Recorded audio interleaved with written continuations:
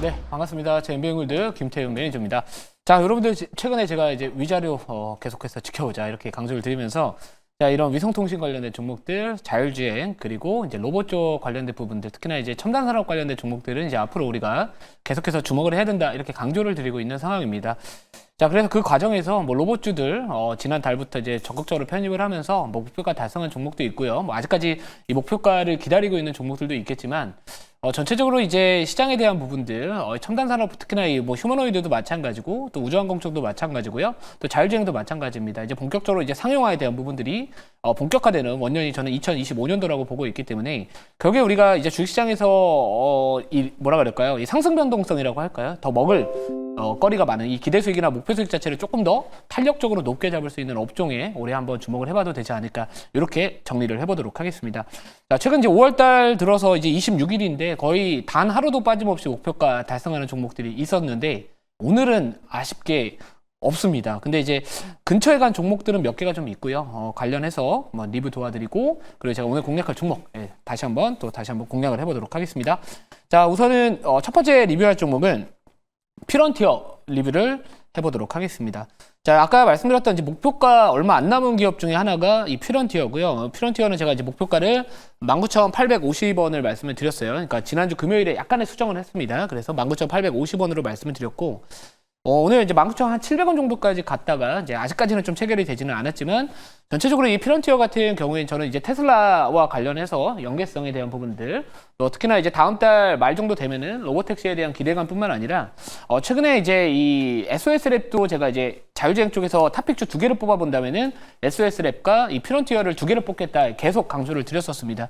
이 피런티어 같은 경우에 결국에 테슬라 쪽 관련된 자율주행 쪽 관련돼서 이슈화가 되면은 계속해서 저는 올라갈 여지는 있다라고 보고 있는 상황이고 특히나 이 머스크 CEO가 이제는 이전처럼 과거처럼 뭐 사무실이나 이런 데서 이제 자고 열심히 일을 하겠다 약간 이런 글들이 올라왔기 때문에 사실 그런 부분들은 저는 상당히 긍정적으로 바라보고 있습니다. 이 테슬라라는 기업의 어떻게 보면 약간의 리스크라고 할 수 있는 부분들이 바로 이 머스크 리스크였거든요. 근데 그런 부분들 다시 한번 이제는 이 기업 경영에 5월 달부터 이제 집중을 하겠다라고 이야기를 했었고 이런 부분들도 최근 이 테슬라에 대한 이 목표 주가 상향의 또 이유이기도 했었습니다. 그래서 아무튼 이 로보택시에 대한 기대감이나 전반적인 이 이슈는 살아있고요. 그리고 뭐 오늘도 이제 자리 잘 만들어가면서 올라가고 있는 만큼 목표가 계속해서 보유하셔도 목표가까지 되지 않을까 이렇게 말씀을 드려보도록 하겠습니다.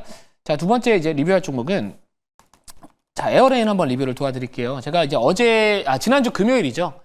음봉에서 공략을 했던 종목이다 보니까 장중에 갑자기 이제 방송 끝나고 나서 오후에 슈팅이 나왔습니다. 한 8% 가깝게 수익률은 갔었고 아쉽게 뭐 목표가는 체결되지 않았지만 오늘은 한 2% 정도 조정이 나오는데요. 사실 어제 이제 지난주 금요일에 장대 양봉이 나오고 나서 또 특히나 이번 지난주 금요일에 있었던 대선 토론에 관련해서 이런 기후와 관련된 이슈가 좀 나왔음에도 뭐 뚜렷하게 이런 임팩트가 있었던 어떤 내용들이 나오지 않았다라는 부분들 때문에 하락을 했다라고 보시면 좋을 것 같습니다. 근데 뭐 여전히 올라간 게 없기 때문에 뭐 최근에 고점 대비 눌려 있는 자리이기 때문에 뭐 저는 여전히 지금은 보유가 맞다라고 보고 있는 상황이고 우선 8%까지 한번 갔다가 조금 내려와 있고요. 지금도 사실 매수가 대비해서 수익권에는 있습니다. 네, 그래서 이 종목도 기존에 말씀드렸던 목표가 계속해서 말씀을 이제 유지하도록 하겠습니다. 자, 그리고 이제 세 번째 종목도 사실 이것도 마찬가지로 목표가가 다운 종목이에요. 지금 한 300원 정도 남은 큐리옥스 바이오 시스템즈라는 기업입니다. 결국에는 이런 종목들, 그러니까 제가 지난번도 말씀드렸지만 한번 급등이 나오고 나서는 주가, 이 거래가 급감을 함에도 불구하고 옆으로 이렇게 추세 이탈하지 않으면서 횡보를 했었을 때는 약간의 계단식 상승이 좀 나올 수 있다라고 말씀을 드렸고요. 또 최근 대로도 마찬가지입니다. 한번 양봉을 실어놓고 지금 정배열을 만들어가면서 올라가는 구조이기 때문에 사실 이렇게 기준점만 잘 잡아놓고 이 수익을 극대화할 수 있는 이 추세 매매를 진행을 하면은 결국에는 이런 종목들은 한번 수익이 나면은 뭐 5% 10%뿐만 아니라 뭐 30%에서 40% 끌고 가는 매매가 맞지 않을까라고 보고 있습니다. 그래서 이거는 지금 31,000원까지 올라갔고요. 목표가는 31,200원 말씀을 드려놓은 상황이라서 이거는 아마도 곧 오늘 중으로 체결되지 않을까 저는 그렇게 보고 있는 상황입니다. 그래서 제가 이전에 항상 좋은 기업들은 우리가 약간의 비중 관리하는 것도 중요하겠지만 어느 정도 엉덩이를 좀 무겁게 가져가면서 수익을 극대화하는 전략. 그러면 결국에 극대화하려면 어떤 기준점이 있어야 됩니다. 익절 라인 때 또는 우리가 보통 일반적으로 이제 뭐 예를 들어서 그 지표들을 보면은 그 고점 대비해서 이 트레일링 스탑이라고 해서 고점 대비 뭐 몇 퍼센트가 빠진다거나 아니면 또 다양한 보조 지표들을 활용해서 기준점을 잡는데 만약 정말로 어렵다라고 하신다면은 뭐 11선이나 21선 특히나 기울기가 높아졌을 때는 조금 더 주기가 짧은 쪽에 대한 지지 구간을 잡으시고 이 수익을 좀 챙기는 전략들 잘 참고하시면 좋을 것 같습니다. 자, 그러면 이제 제가 오늘 공략할 종목은 위자료에서 롤을 담당하고 있습니다. 로봇이고요. 자, 종목명 말씀드리기 전에 현재가부터 말씀드려볼게요. 35,400원, 종목명은 하이젠 RNM을 공략을 해보도록 하겠습니다.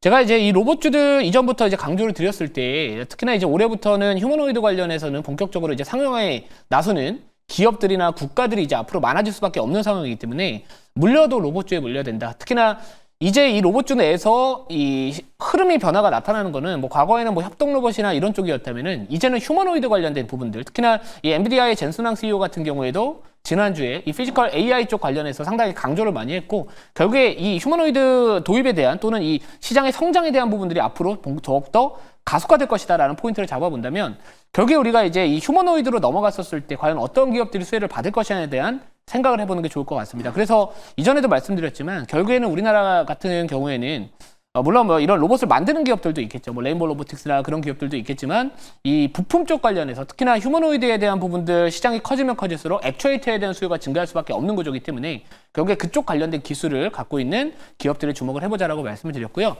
자, 하이젠 RNM 같은 경우에는 다른 종목들과 조금 다르게 고점 대비 좀 눌려 있습니다. 그래서 오늘도 한 5% 정도 장중에 나름대로 좀 이렇게 자리를 잘 만들어가는 구조이라서 저는 지금 정도면 한 눌림목에서도 한번 공략을 해보자 이렇게 좀 말씀을 드려보고요. 자, 동사 같은 경우에는 이전에 서버모터나 이쪽 관련해서 뭐 이런 산업용 로봇이나 이쪽에 좀 많이 들어갔었다면은 이제는 새로운 성장 동력으로는 또 휴머노이드 쪽 관련해서 사업을 좀 확장을 하고 있다라고 보시면 좋을 것 같습니다. 특히나 이 기업의 제일 큰 강점이라고 한다면은 결국에는 이런 모터 감속기 드라이브가 통합된 이 로봇 액추에이터를 자체 설계할 수 있고 제조할 수 있는 그런 능력이다라고 보시면 좋을 것 같습니다. 결국에는 자체적인 설계 기술을 갖고 있기 때문에 이 고객사의 요구에 빠르게 부응할 수 있다, 대응할 수 있다라는 그런 장점도 있다. 이렇게 보시면 좋을 것 같습니다. 자, 그러면 이제 제가 준비한 자료를 보면서 조금만 더 말씀을 좀 드려보고요. 그리고 나서 이 가격 전략 이런 것들 말씀을 드려볼게요.